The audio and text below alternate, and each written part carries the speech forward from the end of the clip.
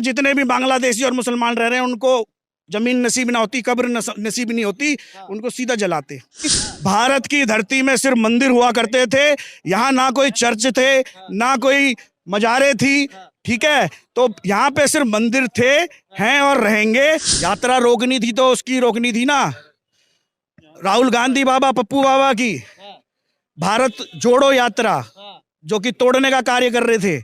और जब तक राहुल गांधी रहेगा बीजेपी ऐसी जीतती रहेगी। अपने जो मिसाइलें हैं वो ताक दी जाए उनकी और जरूरत पड़े तो उन्हें छोड़ भी दिया जाए वहां, जो कि इनको कब्र नसीब ना हो। बांग्लादेश के अंदर तो लगातार हिंदुओं पर अत्याचार हो रहा है, लेकिन साथ साथ में भारत में भी देखने को मिलता है।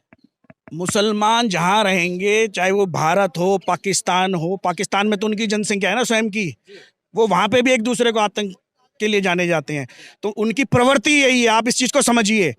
1947 में जो बंटवारा हुआ था इसीलिए हुआ था कि वो किसी अन्य धर्म के साथ नहीं रह सकते, इसीलिए बंटवारा किया गया था। आज जो वास्तु स्थिति है विश्व में आप देख लीजिए, जहां जहां इनकी जनसंख्या बढ़ी है, इनके यही कृत्य शुरू हो जाते हैं, मारना, काटना, अपहरण, बलात्कार, और उसके बाद उसको मुसलमान राष्ट्र घोषित करने की इनकी तैयारी हो जाती है।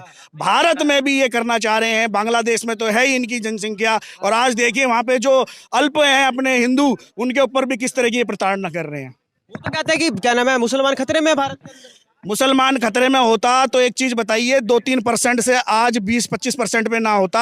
आज जब हमारे धार्मिक अनुष्ठान होते उसमें पत्थरबाजी ना हो रही होती, और जिस तरह की कृत्य करते हैं कि विदेश में कोई प्रॉब्लम होती है, इजराइल फिलिस्तीन में कुछ हुआ तो यहाँ प्रदर्शन करने शुरू कर देते हैं, तो इस तरह की है। और आप ये देखिए तबलीगी जमात, जो कि विश्व में मुसलमान देश स्थापित करने का कार्य कर रहा है, उसका हेड ऑफिस हमारे भारत में है। इससे ज्यादा सहिष्णुता और क्या देखेंगे हम भारत वालों की।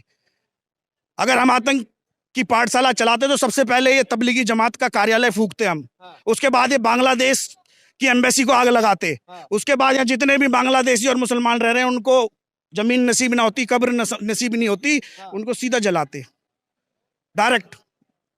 विपक्ष को क्या कहेंगे सर, जब फिलिस्तीन के अंदर युद्ध होता है तो यहाँ पे फिलिस्तीन के नारे संसद तक के अंदर लग जाते हैं, लेकिन बांग्लादेश तो क्यों चुप्पी साध रहा है? ये विपक्ष वही विपक्ष है जो 70 साल तक इस देश को लूटता गया और इसके टुकड़े करता गया। अहमद शाह अब्दाली, बाबर, इनकी औलादे हैं ये, इनके शरीर में वही खून है, तो इनका काम काटने और बांटने का है। लेकिन अब विभूतियों ने जो जन्म लिया है, योगी जी हो, मोदी जी हो, और हमारे जो धार्मिक गुरु हैं जो अब पंथ संचालन कर रहे हैं, देश का नेतृत्व कर रहे हैं, हिंदुत्व की बखा पूरे विश्व में फैला रहे हैं, तो आज की डेट में विश्व में संदेश है कि भारत भाग्य विधाता है और विश्व गुरु है, और आने वाला समय हिंदू का है। ये विश्व में एक संदेश है। इसी चीज से घबरा कर ये अपनी रोटियां पकाने के लिए इस तरह की बात करते हैं और लोगों को बांटने की कोशिश करते हैं। इसी तरह की राजनीति इनके द्वारा होती है। देश की हालत ये है, विगत वर्षों में जब इनकी सरकारें थी, एक पंजाब और एक छत्तीसगढ़ के जितने घुसपैठी हमारे देश में घुसा दिए गए सिर्फ अपने वोट बैंक के लिए, उसमें ममता बनर्जी का बहुत बड़ा हाथ है। कम से कम 90 सीटें वो इसलिए जीतती है क्योंकि यहाँ पे जो घुसपैठी है वो उनको वोट करते हैं। वो तो ये कहते हैं कि इनकी सरकार है, इन्होंने मस्जिद तोड़कर मंदिर बना दिया, हमारी आएगी तो हम क्या मंदिर तोड़कर मस्जिद बना देंगे। इनकी सरकार अब नहीं आएगी। भारत की धरती में सिर्फ मंदिर हुआ करते थे, यहाँ ना कोई चर्च थे, ना कोई मजारे थी, ठीक है। तो यहाँ पे सिर्फ मंदिर थे, हैं और रहेंगे।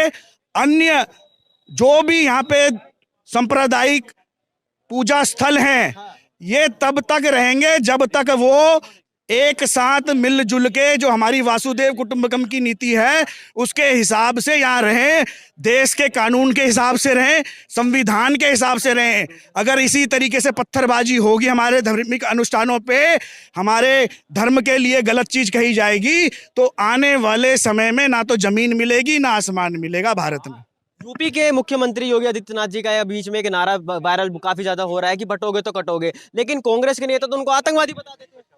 देखिए, बटोगे तो कटोगे, सीधी सीधी सी बात है। 700 साल मुसलमानों ने राज इसीलिए किया कि हम सब अलग अलग शक्ति के साथ लड़ रहे थे, एकजुटता के साथ नहीं लड़े कभी। एकजुटता से लड़ते तो मुगल हमारे देश में कभी राज नहीं कर पाते। उसके बाद अंग्रेज आए, तब भी उन्होंने divide and rule policy start करी और सबको बांटा जातियों में और अन्य संप्रदायों में।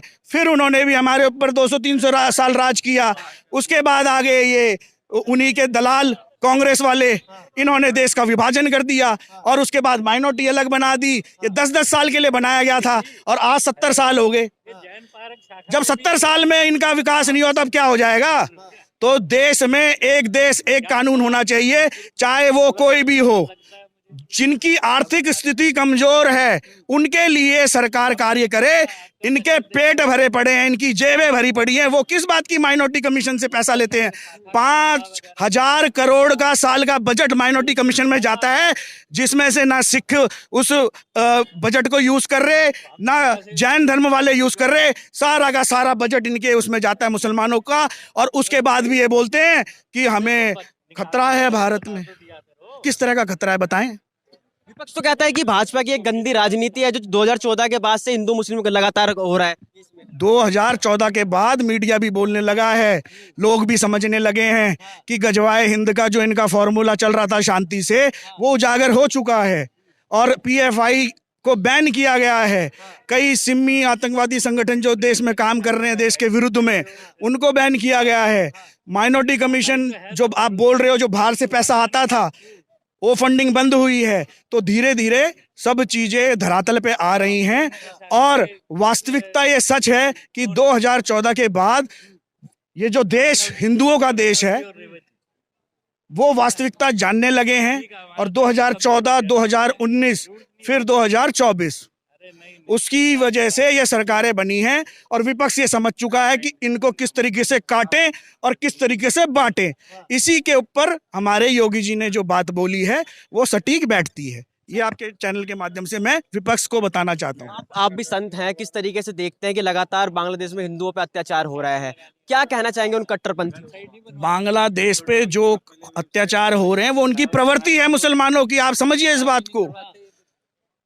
तो वो तो ये करेंगे, लेकिन हमारे देश ने क्या करना है, किस तरीके से उनको जवाब देना है, वो हमारी और सोचने की जरूरत है। तुरंत बांग्लादेश एम्बेसी को बंद किया जाए, एनआरसी लगाकर भारत में रहने वाले एक एक बांग्लादेशी को डिटेक्ट करके डिपोर्ट किया जाए और उसके अलावा अपने जो मिसाइलें हैं वो ताक दी जाए उनकी और जरूरत पड़े तो उन्हें छोड़ भी दिया जाए वहां, जो कि इनको कब्र नसीब ना हो। सीधा अपने 72 हुरों के पास डायरेक्ट रास्ता ही ब्लॉक। लेकिन सर लगातार बागेश्वर धाम की भी यात्रा चल रही है, उसको लेकर के काफी टिप्पणियां की जा रही है कि उसको यात्रा को रोक देना चाहिए। ऐसा क्यों कह रहे हैं? यात्रा रोकनी थी तो उसकी रोकनी थी ना, राहुल गांधी बाबा, पप्पू बाबा की भारत जोड़ो यात्रा जो कि तोड़ने का कार्य कर रहे थे। और जब तक राहुल गांधी रहेगा बीजेपी ऐसी जीतती रहेगी। आज ये मैसेज दे देना।